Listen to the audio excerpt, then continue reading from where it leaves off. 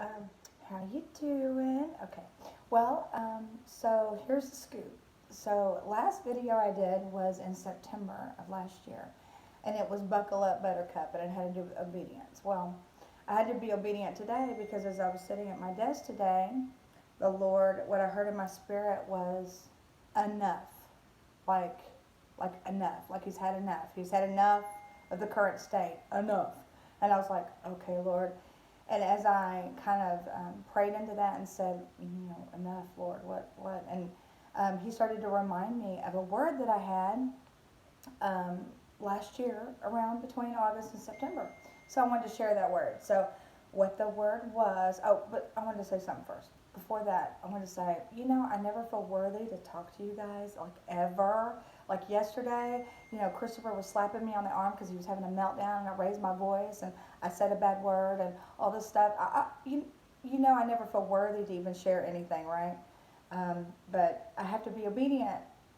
Like I told you in the last video last year, I have to be obedient. So with that being said, I never think I'm like I'll miss thing or anything. Just wanted to throw that out there.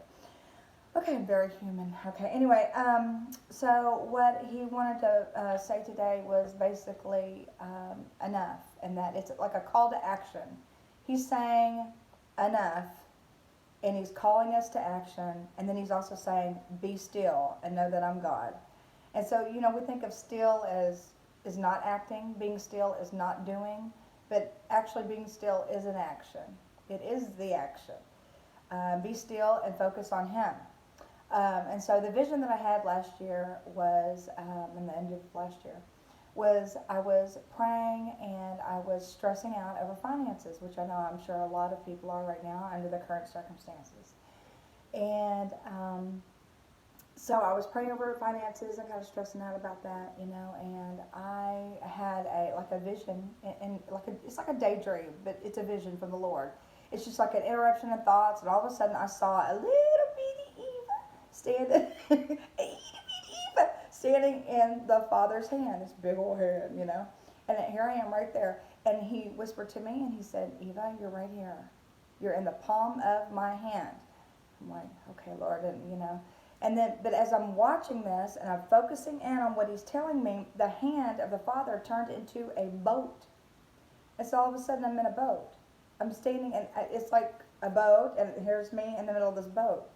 Then all of a sudden, it changes from that to me in the boat, and I'm looking at it from the perspective of I'm in the boat, and I'm watching what's happening, and there are these disciples. There's a storm happening, and Jesus is sleeping. So the storm, the wind is whipping around. Jesus is napping, and the disciples are starting to get a little. They're not a little. They're starting to get antsy. They're starting to kind of panic a little and get freaked out. And what the Holy Spirit was downloading to me to write down at that time last year was there was two schools of thought happening, and that's what He wanted to tell us. There's two schools of thought happening in this scenario. That the first school of thought was the disciples. And as they are looking at the storm and they're starting to get panicked, they're freaking out, they're starting to wonder what in the heck, and they're looking at Jesus, and Jesus is asleep. And they're going, what is wrong with this picture? Like, you are sleeping. Don't you care? Don't you even care about what's happening to us out here? That we're getting whipped around in the wind and the rain and in the storm, and all this is happening, and we're going to die, and Chicken Little, But you're sleeping at a time like this? Like, don't you care? You're the Son of God. You're the Son of God. You can make the stop. Why? I mean, you're sleeping. What in the world, And so that is their school of thought is, how can you sleep at a time like this, right? During this massive storm.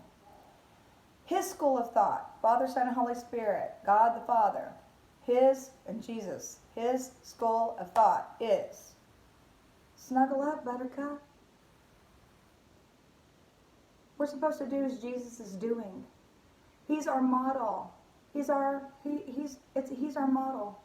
He's our, what He does, He sees as His Father is doing, right? And of course the Father never sleeps, but Jesus was so at peace, He was sleeping in the middle of a storm.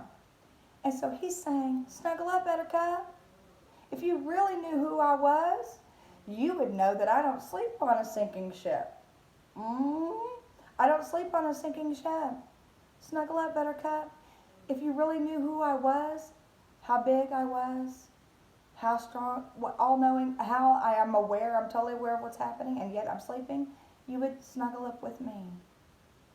Come and do as I do. Snuggle up. Be at perfect peace. Be at perfect peace knowing that I'm very aware of what's happening and I'm in control. Yeah. So, and then shortly after that, he gets up. Again, he's our model. And he extends his hand and he says, peace, be still. And it stops like that. So, what I'm bringing to you today is he's our model. We're not supposed to be walking around like chickens with our head cut off. We're not supposed to be freaking out along with the world.